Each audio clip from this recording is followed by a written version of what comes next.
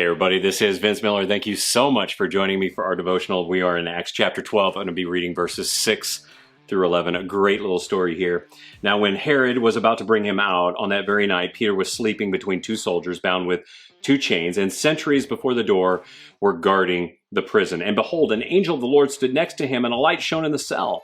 He struck Peter on the side and woke him, saying, "Get up quickly." And the chains fell off his hands. And the angel said to him, "Dress yourself and put on your sandals." And he did so. And he said to him, "Wrap your cloak around you and follow me." And he went out and he followed him. And he did not know that what was being done by the angel was real, but thought he was seeing a vision. And when they had passed the first and the second guard, they came to the iron gate leading into the city. It opened for them of its own accord. And they went out and were alone along one street. And immediately the angel left him.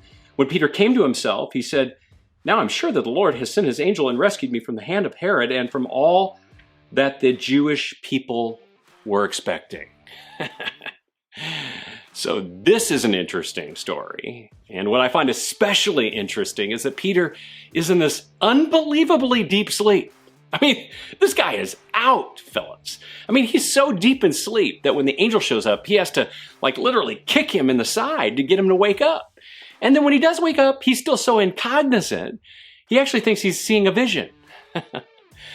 Now, I don't know about you, but I will let you know that there's just about no way that I'd be able to sleep in a situation like this. I mean, Peter's doing something that I would not be able to do. I mean, seriously, Peter is about to face horrific capital punishment. One of his closest friends, James, was just beheaded. I mean, seriously, just beheaded. At the moment, Peter is shackled between two men, which, by the way, is not exactly the way I'd want to spend my last night on earth, shackled between two men. There is no way that he's going to last even one meeting with the vengeance of King Agrippa, who, by the way, is elated the Jewish leaders like what he's doing with Christians. And yet at this moment, Peter's asleep again. And my question is, how in the living world is Peter able to fall asleep in this situation? Seriously, how? Well, I actually believe that there's a possible answer to this question.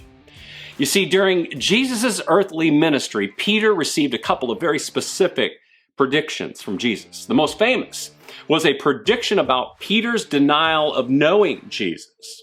And while Peter denied that prediction, it came to pass only moments later, and exactly as Jesus predicted. In the same way, Jesus made another prediction to Peter.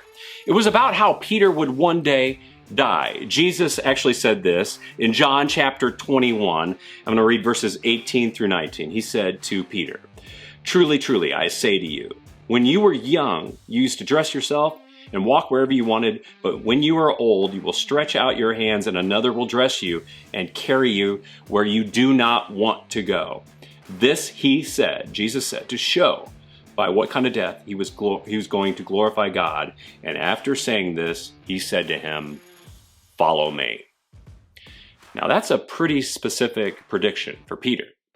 So let me interject a thought here as a guy who struggles with anxiety and sleep. You know, in the moments that I'm most anxious, I have found it best to just simply preach to myself the promises of God. And I do this by first finding a story in the Bible that relates to my situation.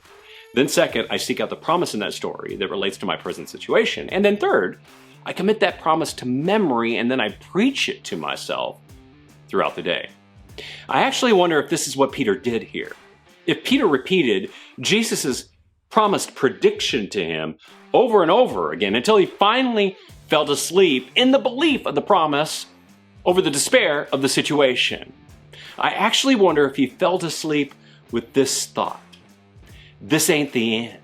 Jesus said it wouldn't be like this. He promised I would be old and pushed around in a wheelchair by people I don't like to places that I don't want to go. And then I wonder if he just smiled and fell asleep, recalling this promise. Fellas, today, if your enemy is pressing in, I want you to do the same.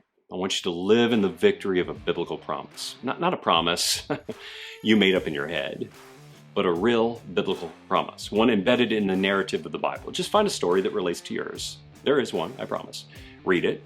Find the promise in that event to that person in that time, and then lean on that promise by recalling it all day long. Preach it to yourself. Preach it until you believe it. And when competing thoughts arise that induce anxiety, beat it down with that promise. And maybe tonight you'll sleep a little better. Unless, of course, an angel comes and kicks you in the side. Man, thanks for joining me so much today. If you like this, share with someone you know. Leave a comment for me below. And fellas, I'll see you right back here again tomorrow.